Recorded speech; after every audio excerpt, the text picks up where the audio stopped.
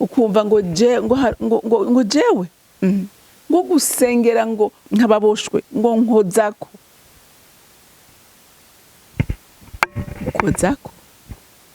ngo abantu bakeneye ngo kubyara ngo nakara wewe urashobora gusengera abantu ngo bavyare, urashobora gusengera abantu ngo bakire canke n'Imana ibakiza.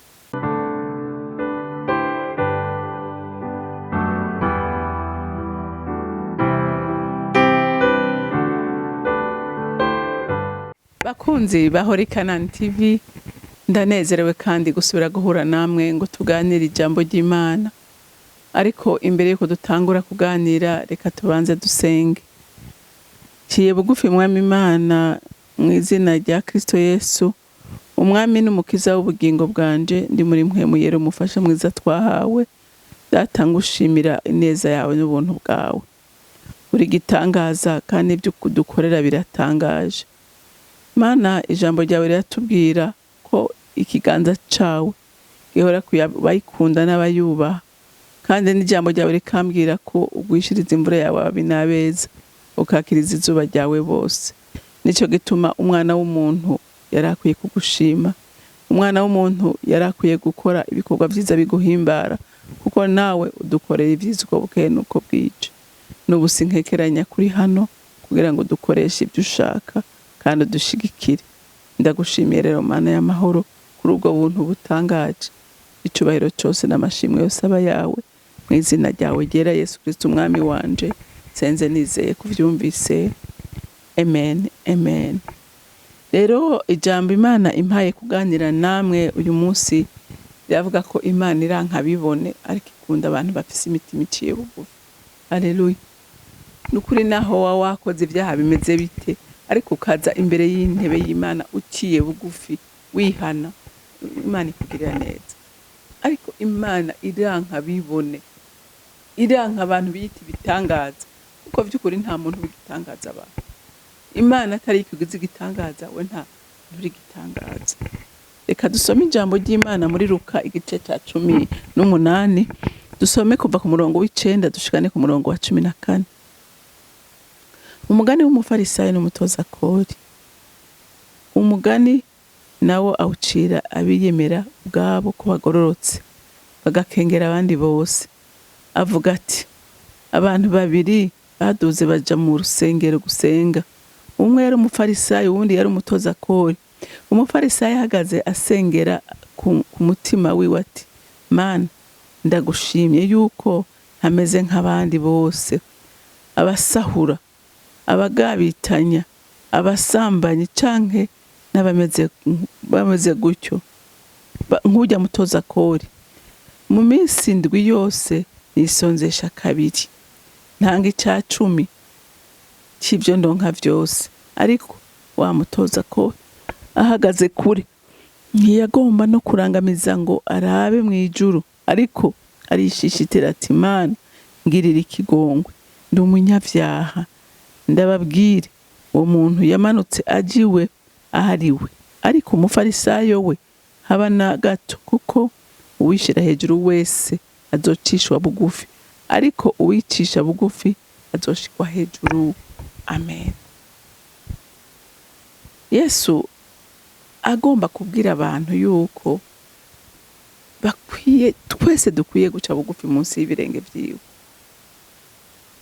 tukamenya ngo umwana w'umuntu nukuri nta kiza yokora cotuma Imana inyiganyiga ikava ku ntebe yayo atagikoreye muri Kristo Yesu. Rero aca umugani aravuga ngo habaye abantu babiri.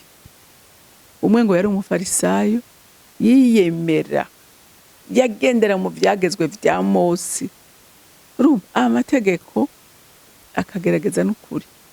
Urumva yuko yarisonzesha kabiri mu ndwi, yaratanga ikigira 10.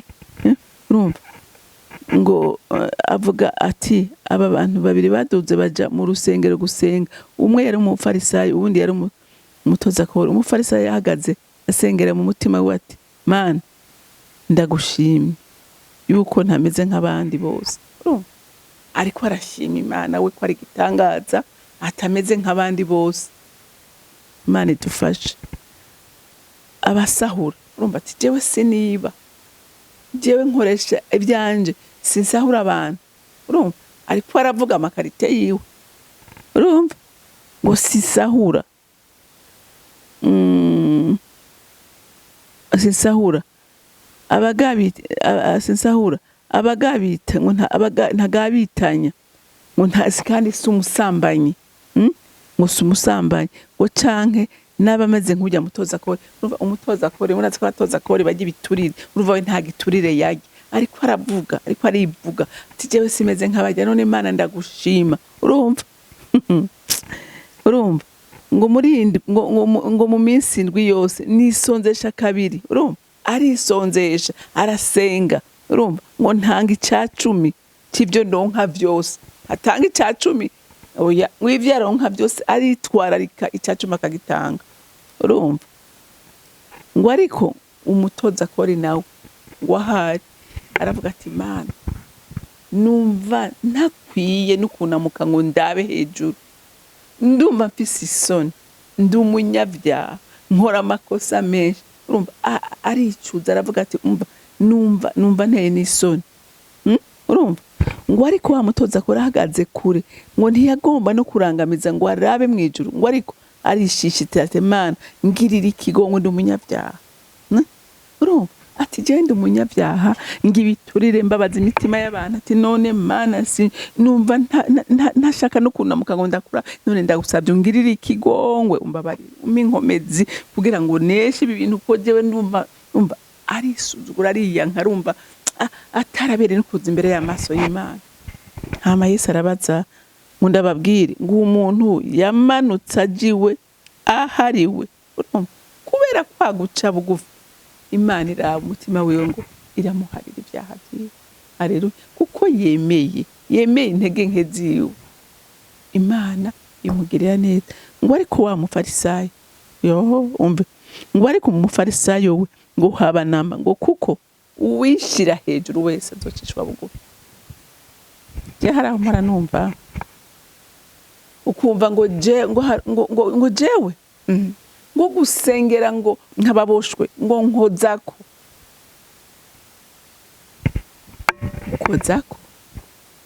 ngo abantu bakeneye ngo kubyara ngo nakara.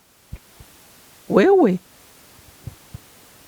urashobora gusengera abantu ngo bavyare, urashobora gusengera abantu ngo bakire, canke n'Imana ibakiza iciye muri wewe. Imana rero iragomba ngo icubahiro cyose kigarukire. Niba hari icyo Imana igukoresheje cyabo gufushima Imana, uvuge ngo Mana ndagushima kuko ndi umukozi w'imbora kimaze, n'umuntu muto ariko witije amaboko yanyu nkoresha ibi, icubahiro kigarukire wewe. Donc ukabona umuntu yari kakigeze igikoko, ariko biraryoshe guca bugufi, biraryoshe guca bugufi kuko iciye bugufi Imana igushira hejuru, Imana igushira hejuru. Niko n'ijambo ry'Imana ritubwiye.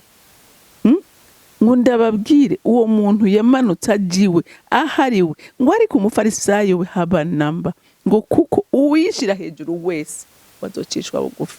Haleluya. Ngo ariko uwicishije bugufi azoshirwa hejuru. Biraryoshe kubona umuntu ati akoreshwa n'Imana kandi akarokonesa ko Imana ari iri kwiramukoresha.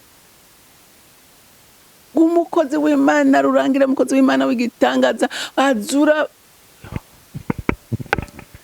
Ugitangaza ni Kristo wenyene kuko ari wakora ibyo bikorwa. Ni washobora kuzura abapfuye, ni washobora kubohora ababoshe, kuko wosenga atashatse kwakira n'umwe ntihagire n'umwe akira. Wosenga adashaka ko n'umwe abohoka ntihagire n'umwe abohoka, ariko yoshobora kukwitiza ugakoreshwa ibitangaza birenze ubwenge bw'abantu. Haleluya. Ariko icubahiro cyose imisi yose kigarukirewe. Niyuze we wigere wemera kwakira icubahiro cy'Imana ngo kigarurire wewe. Haleluya. Kuko niwe kigarurira. umunsi umwe izokumanura, kuko Imana yari irahira avuga ngo sinzokwigera nemera umuntu n'umwe agomba gufata icubahiro canje. Amen, haleluya. Ca bugufi Imana izogushitsa aho ugomba gushika, aho yaguteguriye kugushitsa izohagushitsa. Haleluya, aho yaguteguriye izohagushitsa, kuko Imana ntuyitegeka, Imana ntinanigwa, Imana ntawitira amaboko, oya, irihagije. Haleluya, haleluya. Uyu mufarisayi kubita ku gatuza, uyu munsi hari abantu by'ukuri bikubita ku gatuza, bagasuzugura abanyabyaha, bagasuzugura abantu bakiri mu ntege nke, bakumva bari bitangaza. Oya, ca bugufi, kuko wakugize igitangaza ariko aragusaba guca bugufi. Haleluya, kuko ni wakugira igitangaza. Uwo bikigora umwumva umutahure, ahubwo umwikorere umutwaro umusengere, kugira ngo Imana nawe imugirire neza. Haleluya, haleluya. Kugira ngo Imana igire iki? Imana imugirire neza. Imana irakunda abantu baciye bugufi, Imana iranka bibone, Imana iranka abantu bishira hejuru, kandi iyo bakorotse bakoroka nabi. Haleluya, kuko urumva Satani wakuduza, akakuduza, kandi nawe yakurekuye akurekura nk'ibuye kandi ugasanzara. Haleluya, ariko iyo ari Imana ikudugije, iguma igufashe mu kiganza cyayo. Haleluya, iguma igufashe mu kiganza cyayo, kuko ibyo ukora byose uramenya ngo si jewe n'Imana ibikoze, hama ukayicubahiro, hama nayo ikaguhesha icubahiro. Haleluya, haleluya. Tugire umwete n'ishyaka ryo gukora ubugombe bw'Imana, iby'ijambo ry'Imana rivuga tubikore. Haleluya, aya majambo ntituyumve ngo ace mu gutwi kumwe aseruke mu kendo y'amasoho, ariko tuyashire mu ngiro. Haleluya, uce bugufi, kuko ivyo Imana iguhaye gukora n'ivyo iguhaye gukoresha ni kubw'icubahiro cayo, si kubw'icubahiro cawe. Imana yo mwijuru rero ibampera umugisha. Uri mwiza Mana kandi ugira neza, watweretse akarorero keza, Mwami Yesu Kristo waciye bugufi, urasiga icubahiro cawe mwijuru, uramanuka uza mw'isi, isi yuzuyemwo ibyaha n'ibyago, uremeye uribamwo, uvukira mu nda y'umugore, wigira umuntu utari umuntu, uri Imana 100%, ariko kubw'uguca bugufi kwawe uravyemera ivyo byose urabikora, kandi wemera gupfa urupfu rubi, urupfu rwo ku musaraba, kuko urupfu rwo ku musaraba ari urupfu rw'ikivume. Wemera guhinduka ikivume, atacaha wakoze, ariko ari kugira ngo urokore umwana w'umuntu. Urangije igikorwa data yagutumye, wahawe icubahiro, uhabwa izina risumba yandi mazina yose, ngo amavi yose afukame n'indimi zose zaturekura umwami. Mwami Yesu watubereye akarorero keza, reka none tugire umwete wo kugira ikirenge mu cawe, kugira ngo dushobore kuba abahungu n'abakobwa bahimbara umutima w'Imana.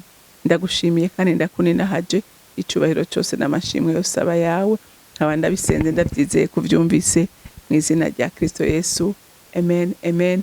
Mwarahezagiwe, mugira umunsi.